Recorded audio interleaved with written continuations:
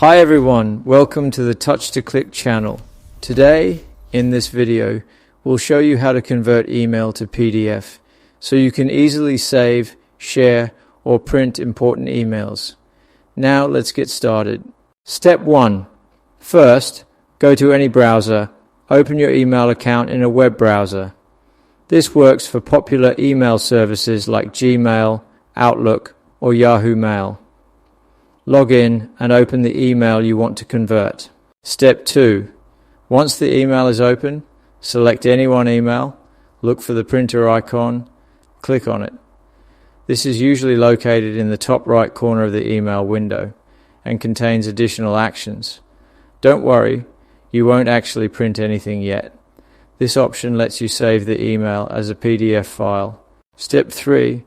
When the print window opens, go to the destination or printer section and select Save as PDF. This tells your computer to create a PDF instead of sending the email to a printer. Step 4.